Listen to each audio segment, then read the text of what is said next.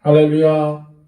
하나님께서 주신 하루 예배로 시작하는 여러분들을 축복합니다. 기도하겠습니다. 아버지 하나님, 우리에게 하나님의 자녀라는 축복의 권세를 주셔서 그 권세의 일환으로 하나님께 예배케 하심을 감사합니다. 주님, 우리가 드리는 예배가 살아계신 하나님을 만나는 예배이길 원합니다. 선하신 하나님의 뜻을 깨닫는 예배이길 원합니다.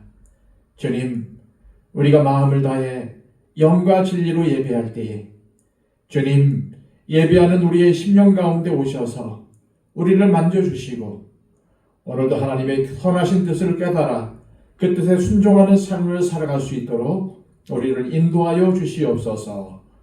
오늘의 삶을 온전히 주님께 맡겨드리며 예수 그리스도의 이름으로 기도하옵나이다. 아멘. 다 함께 찬송가 370장 찬양 드립니다.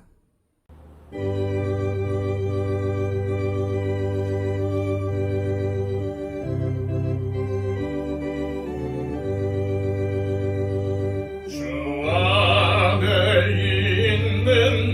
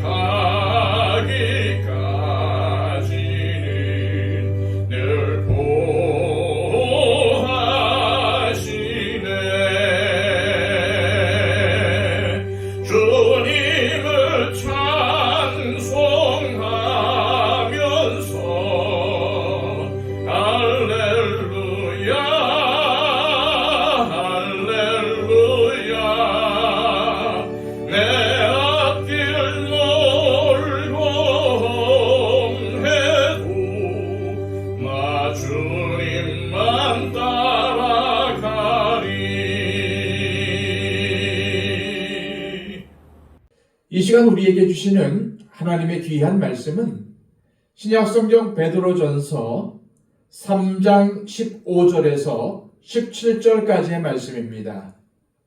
신약성경 380쪽입니다. 너희 마음에 그리스도를 주로 삼아 거룩하게 하고 너희 속에 있는 소망에 관한 이유를 묻는 자에게는 대답할 것을 항상 준비하되 온유와 두려움으로 하고 선한 양심을 가지라. 이는 그리스도 안에 있는 너희의 선행을 욕하는 자들로 그 비방하는 일에 부끄러움을 당하게 하려 함이라. 선을 행함으로 고난받는 것이 하나님의 뜻일진데 악을 행함으로 고난받는 것보다 나으니라. 아멘.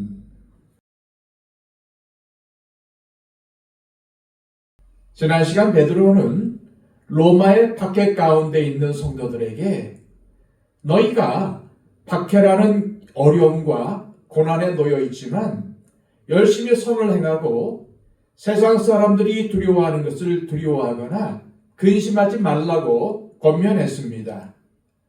그런 후 오늘 본문을 통해 이렇게 말합니다. 15, 16절입니다.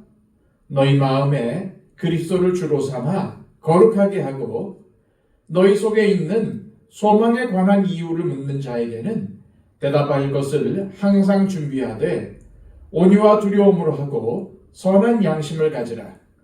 이는 그리스도 안에 있는 너희의 선행을 욕하는 자들로 그 비방하는 일에 부끄러움을 당하게 하려 함이라. 이 말씀을 올바로 이해하려면 원문 성경을 보아야 하는데 원문을 보면은 거룩하게 하고 라는 뜻이 내가 거룩해진다는 의미가 아니고 주님을 거룩하게 해드린다는 의미라는 것을 알 수 있습니다. 그래서 새번역 성경은 다만 여러분의 마음속에 그리스도를 주님으로 모시고 거룩하게 대하십시오 라고 번역을 했습니다. 그런데 예수님을 주님으로 모시는 마음은 다른 사람의 마음이 아니라 내 마음입니다. 주님께서 내 인생의 주인이시고 주님께서 내 삶을 다스리시고 계신다는 사실을 내 마음속으로 선포하고 확인하며 믿음에서 흔들리지 말라는 것입니다. 더 나아가 베드로 사도는 복 있는 성도는 소망에 관한 이유를 묻는 자들에게 대답할 것을 항상 준비하는 사람이라고 말씀합니다. 여기서 묻는 자란 모든 묻는 사람들을 가리킵니다. 묻는 자들이 우리 그리스도인들에게 고난 중에도 소망의 삶을 사는 이유에 관해서 물을 것이라는 말입니다. 그때 대답할 말을 항상 준비해야 하는데 예를 들면 너는 왜 악을 악으로 갚지 않니? 너는 왜 고난이 와도 흔들리지 않고 두려워하지 않니? 너는 왜 항상 웃고 기뻐하니? 너는 왜 너에게 상처를 준 자들에게 보복하려고 하지 않니? 등등의 질문을 받는 성도가 예수님을 잘 믿는 성도인 것입니다. 하지만 아무도 내가 주일날 교회 가는 것 외에는 그들과 구별된 삶을 살고 있다는 것을 못 느낀다면 내 신앙생활에 문제가 있다는 것을 알아야 합니다. 사람들이 우리에게 왜 소망에 관한 이유를 묻는 것입니까?